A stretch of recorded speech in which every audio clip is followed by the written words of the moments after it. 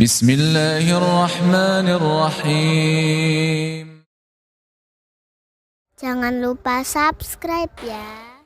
Dan Allah Azza wa Jalla, sehingga sesuatu yang bisa menyelewengkan rasa tawakal kita kepada selain Allah Subhanahu wa taala ditepis sekuat-kuatnya. Humul ladzina la yastarqun. Kemudian siapa lagi? Wala yaktawun, mereka yang tidak berobat dengan kain atau dengan api. Karena dulu kalau berobat dengan api pasti sembuh, itu anggapan orang. Maknanya apa? Ketika mereka sudah berobat dengan kain, dengan api atau dengan besi panas, mereka sudah akan mengatakan pasti akan sembuh, sehingga harapan mereka kurang kepada Allah Subhanahu wa taala.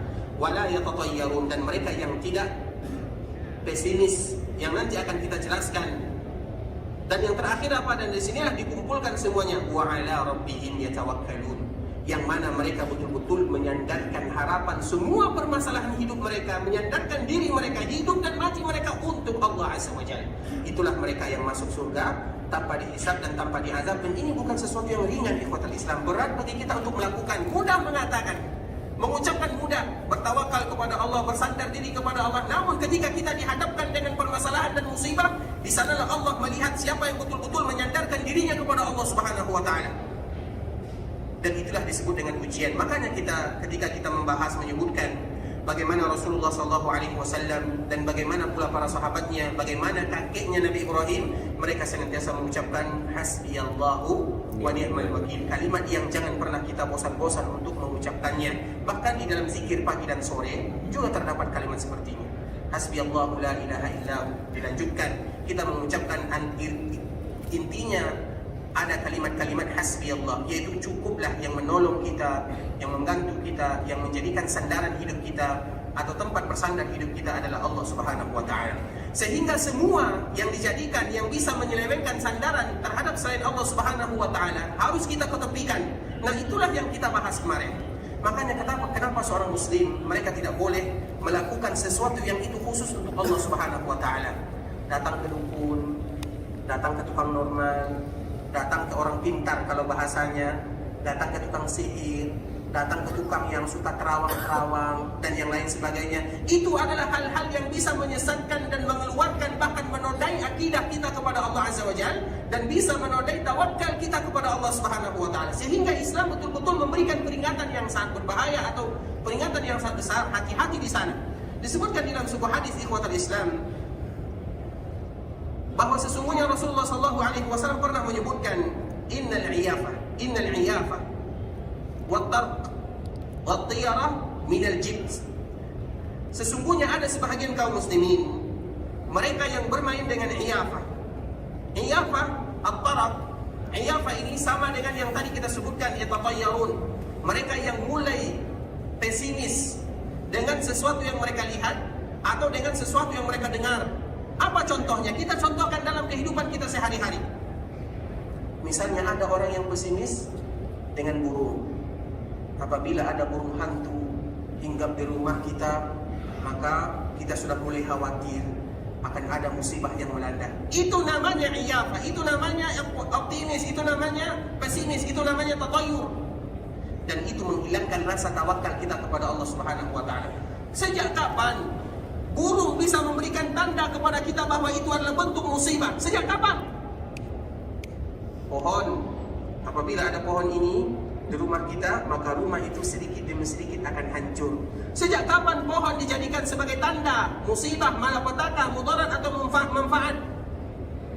Atau misalnya apabila datang bulan Safar, berarti bulan Safar ini bulan yang berbahaya. Tidak boleh menikah di sana, tidak boleh khitan di sana, tidak boleh ada hajatan di sana, tidak boleh membuat kenduri di sana. Sejak kapan sebuah bulan menentukan musibah, manfaat dan mudarat? Itu semua disebut dengan tatayur, pesimis. Misalnya istilah yang juga disebut dengan apabila ada hari Rabu di akhir bulan Syawal. Banyak ikhwatal Islam apabila di awal bulan Muharram akan ada ini, akan ada itu. Sejak kapan? Semua itu tergantung kepada hari, tanggal, bulan, ataupun benda, ataupun sesuatu yang didengar. Seperti misalnya kalau kita sedang berkendaraan, kemudian menabrak kucing misalnya, harus dikubur dengan baju yang kita pakai misalnya. Sejak kapan harus pesimis dengan sesuatu yang betul-betul tidak ada manfaat dan mudaratnya di sana? Itulah yang disebut dengan tatayur. Tatayur itu menjadikan sesuatu baik yang didengar, baik yang dilihat, baik benda dijadikan, disandarkan harapan atau kita ada rasa takut kepadanya. Kita takut kepada Allah Subhanahu wa taala, menyandarkan harapan kepada Allah Subhanahu wa taala. Misal yang lain. Misalnya kita di rumah kita ada kupu-kupu. Datang kupu-kupu. Kalau kupu-kupu ini bagus, berarti ada tamu yang bagus. Kalau kupu-kupu ini rusak, berarti ada musibah. Sejak kapan kupu-kupu bisa memberikan tanda? Nah, itulah yang disebut dengan tatayur. Itulah yang dilarang di dalam syariat Islam. Bahkan Nabi SAW menyebutkan wattiyara. Mereka-mereka yang tatayur. Kalau orang Arab jahiliyah zaman dahulu, mereka tatayurnya dengan burung. Kalau ada burung yang bagus, ketika mereka melakukan perjalanan atau ketika mereka ingin pulang, mereka jadikan, mereka sandarkan kepada burung. Dilihat burung ini ke arah mana. Kalau ke kanan berarti membawa kebaikan. Kalau ke kiri membawa keburukan. Kalau di tengah berarti diulang lagi antara kebaikan dan keburukan. Sejak kapan burung bisa menentukan kebaikan dan keburukan? Semua itu harus disandarkan kepada Allah Subhanahu wa taala. Itulah maknanya tidak boleh tatayur. Semua rasa tawakal kita hanya kepada Allah Subhanahu wa taala. Sehingga Rasulullah sallallahu alaihi wasallam menyebutkan minal jibt. Itu semua yang tadi telah kita sebutkan, baik dengan diterawang-terawang, dengan diraba-raba, dengan alat-alat atau dengan burung atau dengan tanda atau dengan sesuatu yang didengar, minal jibt kata Rasulullah sallallahu alaihi wasallam. Itu adalah bagian daripada sihir, dukun dan yang semisalnya yang harus kita jauhi bersama. Hilang rasa tawakal kita kepada Allah Subhanahu wa taala.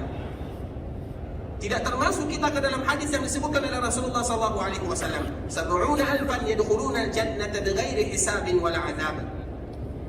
Kemudian hadis yang lain ikhwatul Islam, di antara bentuk mereka yang juga kurang menyandarkan harapan kepada Allah Subhanahu wa taala, disebutkan oleh Abdullah bin Abbas radhiyallahu taala anhuma qala Rasulullah sallallahu alaihi wasallam, man qatabasa syu'batan minan nujum faqad qatabasa syu'batan min as-sihr zada ma zad, rawahu Abu Daud bi isnad sahih.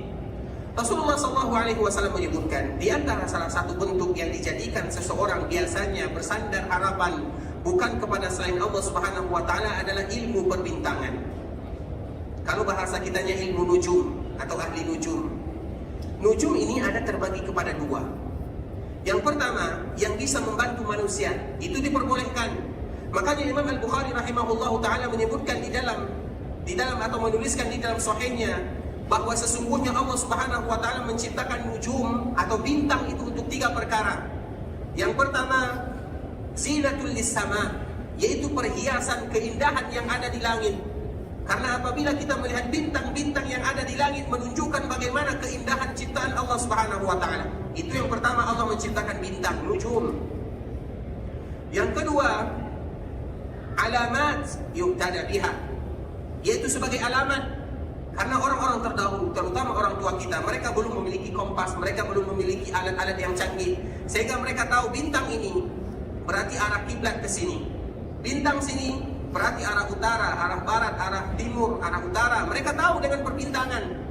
Maka itulah yang disebutkan oleh Rasulullah SAW atau yang dinukilkan oleh Imam Al-Bukhari, wa alamat, sebagai alamat. Bahkan Allah yang menyebutkan di dalam Al-Quran surah An-Nahl. Kemudian yang terakhir, warujuman lisyayatin. Bintang itu di antara Allah menciptakan dan hikmah Allah menciptakan perbintangan adalah rujuman lisyayatin, untuk menjadikan anak panah bagi syaitan-syaitan yang ingin mengambil kabar langit. Karena sebelumnya kita sebutkan bahwa syaitan itu senantiasa bertingkat-tingkat, ada levelnya. Mereka bertingkat-tingkat untuk mencuri kabar langit, mencuri kabar yang disampaikan oleh Allah Subhanahu wa taala kepada para malaikatnya. Kemudian mereka ketika mencuri kabar tersebut, maka Allah jadikan bintang untuk membakar para jin dan syaitan yang mengambil tersebut. Ada yang terbakar, ada yang tidak. Yang tidak terbakar, maka mereka turunkan ke bawah. Mereka turunkan ke bawah, dan akhirnya kabar ini diturunkan kepada tukang sihir, kepada dukun, kepada paranormal. Sehingga kita lihat ada mereka dukun atau para sihir, tukang sihir, paranormal. Betul mereka kadang-kadang benar. Namun ingat kata Rasulullah SAW, yakzibuna mi'ata kadzbah. Mereka berbohong, jin yang menyampaikan kabar tersebut berbohong 100 kebohongan. Berarti satu benar, 99 dusta. Namun sebagai manusia atau sebagian manusia, mereka lebih percaya dengan kebenarannya. Namun mereka lupa bahwa mereka berdusta atas nama Rasulullah SAW dan berdusta sebagaimana disebutkan Nabi SAW 99 kebohongan. Nah, itulah tugas bintang yang diciptakan oleh Allah Subhanahu wa taala. Sehingga disebutkan oleh Rasulullah SAW, barang siapa yang menjadikan nujum untuk selain yang tadi telah kita sebutkan, maka itu adalah bagian mereka bersandar kepada selain Allah Subhanahu wa taala. Kenapa Nabi menyebutkan yang demikian? Karena dulu, bahkan di zaman sekarang ini, masih banyak di antara mereka yang berdalil dengan bintang. Kalau ada bintang atau bintang jatuh istilahnya, maka itu bentuk musibah yang akan Allah turunkan ke dunia. Atau apabila ada bintang yang terang, maka itu tanda akan ada orang yang penting dilahirkan. Apabila ada bintang yang berkedip atau ada bintang yang kecil, tidak ada cahayanya, itu tanda akan ada yang meninggal. Bahkan ikhwatul Islam, ini juga terjadi dan para sahabat Nabi SAW masih memahami hal-hal seperti ini sampai Nabi menyebutkan ketika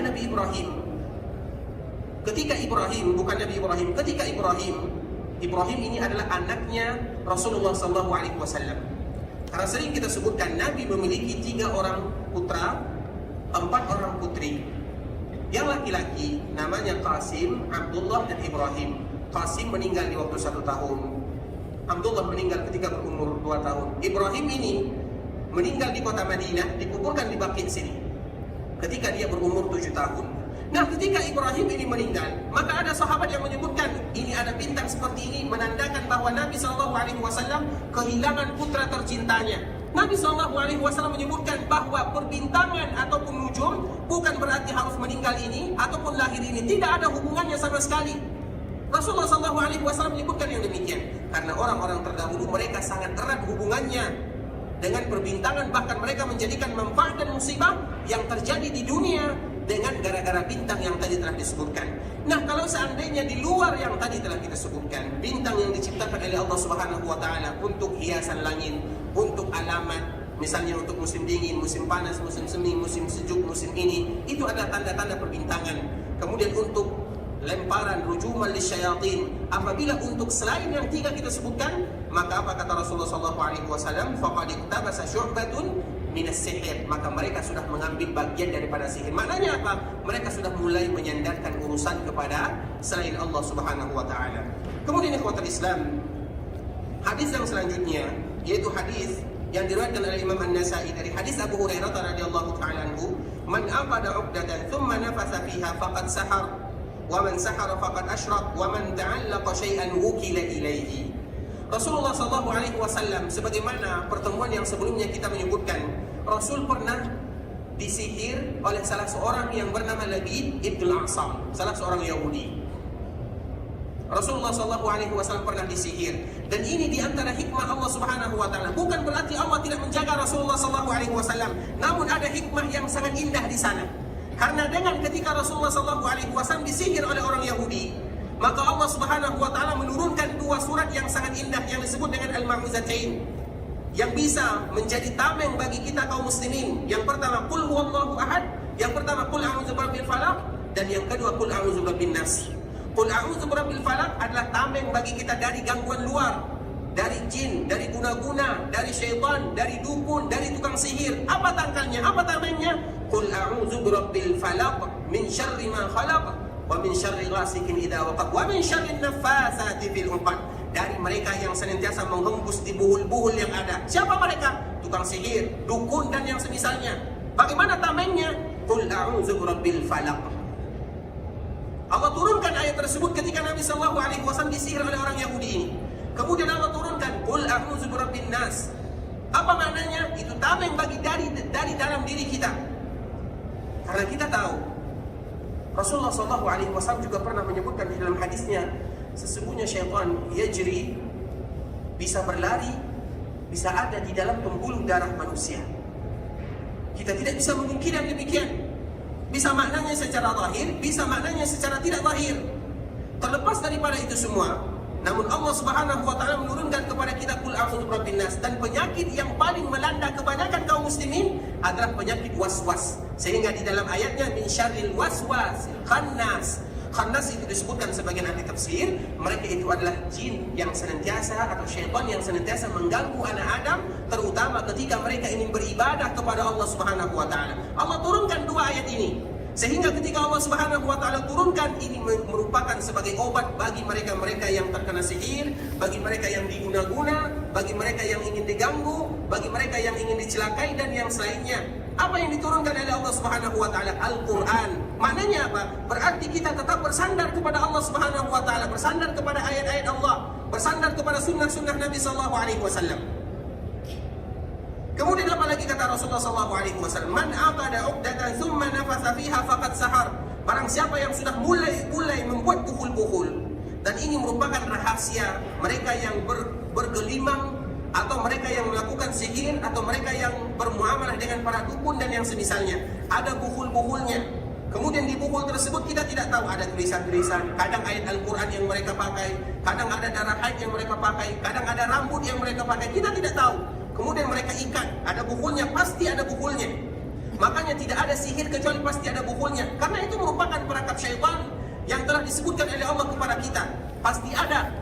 Maka Nabi SAW menyebutkan, barang siapa yang sudah mulai membuat buhul, thumma nafatha fiha, kemudian mereka meniupkan sedikit air liurnya, faqad sahar, maka itu betul-betul sebagai bagian daripada sihir. Wa man sahara faqad asyrak.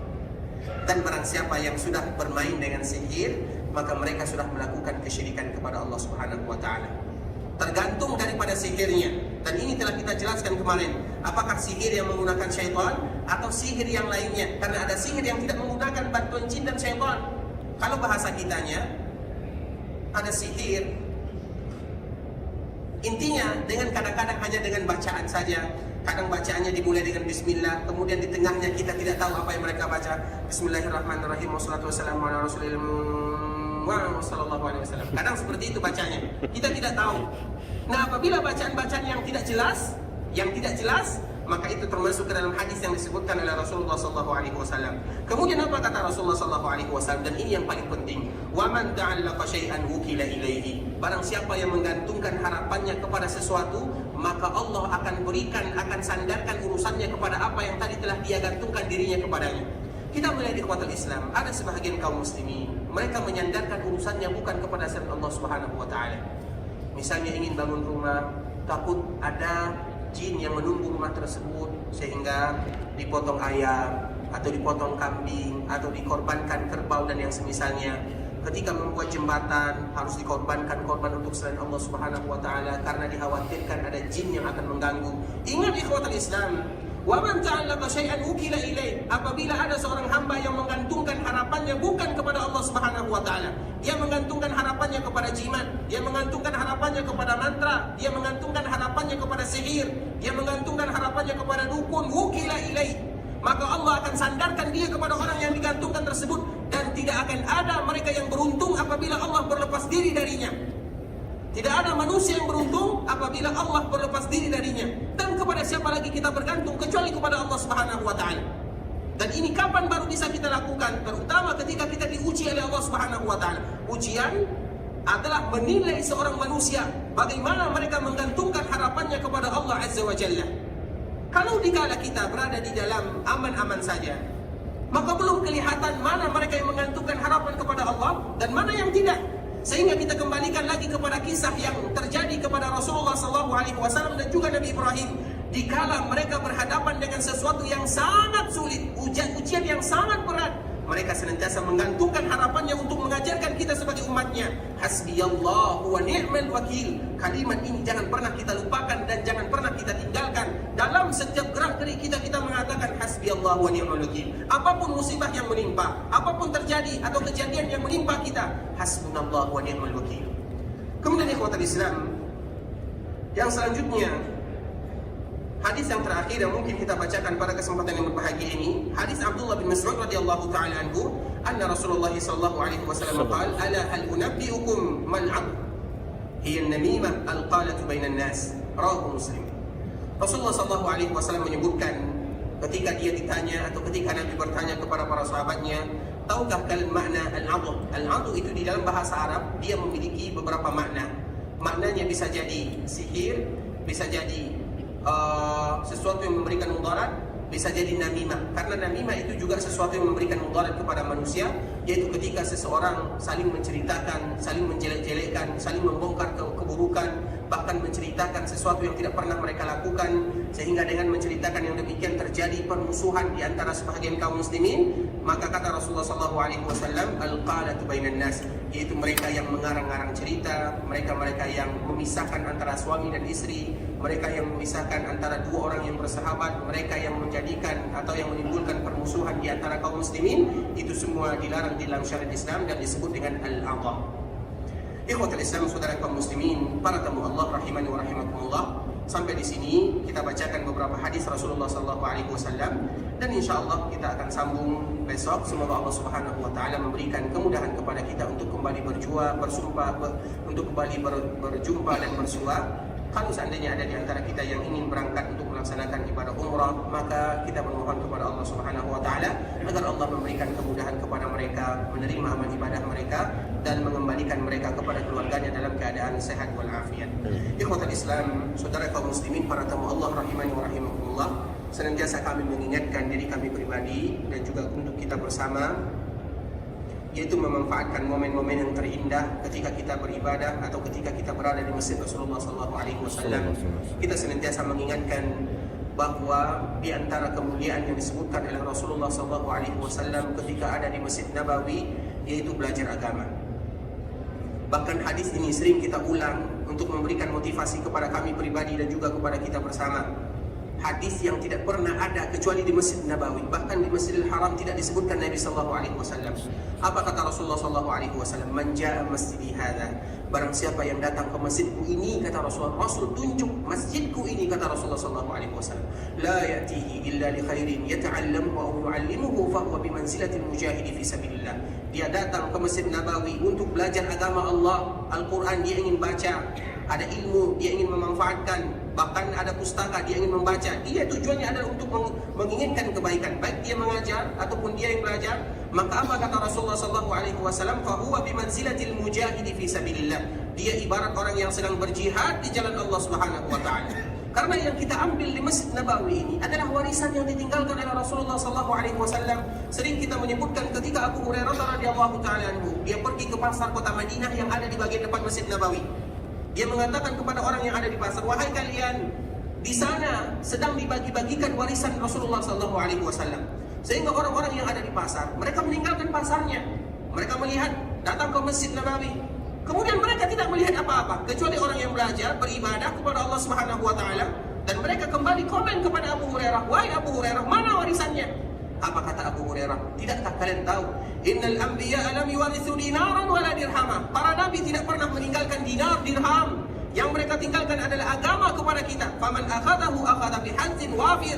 Barang siapa yang mengambilnya, maka mereka sudah mengambil bagian yang besar dalam kehidupannya. Siapa di antara kita yang tidak ingin mengambil warisan Rasulullah SAW? Apa warisan Rasulullah SAW tersebut? Ilmu agama yang ditinggalkan oleh Rasulullah SAW, terutama ketika kita berada di Masjid Nabawi, di Masjid Rasulullah SAW. Kita memanfaatkan momen tersebut untuk belajar agama Allah Subhanahu wa taala. Ikhwatul Islam, saudara kaum muslimin, para tamu Allah rahimani wa rahimakumullah, kita senantiasa bermohon kepada Allah Subhanahu wa taala agar Allah Subhanahu wa taala senantiasa memberikan penjagaan, perlindungan kepada kita. Allah senantiasa berikan kesehatan, kesempatan kepada kita untuk selalu beribadah kepada Allah Subhanahu wa taala. Allahumma ighfir lana dzunubana wa liwalidina wa limasyayikhina wa lil muslimina ajma'in. اللهم إنا نسألك بأسمائك الحسنى وصفاتك العلى يا حي يا قيوم برحمتك نستغيث أصلح لنا شأننا كله ولا تكلنا إلى أنفسنا طرفة عين. اللهم إنا نسألك الجنة، اللهم إنا نسألك الجنة، اللهم إنا نسألك الجنة وما قرب إليها من قول وعمل، ونعوذ بك من النار، ونعوذ بك من النار، ونعوذ بك من النار وما قرب إليها من قول وعمل. اللهم اصرف عنا عذاب جهنم إن عذابها كان غراما إنها ساءت مستقرا ومقاما. ربنا هب لنا من أزواجنا وذرياتنا قرة أعين واجعلنا للمتقين إماما. ربنا ظلمنا أنفسنا وإن لم تغفر لنا وترحمنا لنكونن من الخاسرين. ربنا آتنا في الدنيا حسنة وفي الآخرة حسنة وقنا عذاب النار. وصل اللهم وسلم على نبينا وحبيبنا محمد وعلى آله وصحبه وسلم تسليما كثيرا. السلام عليكم ورحمة الله وبركاته.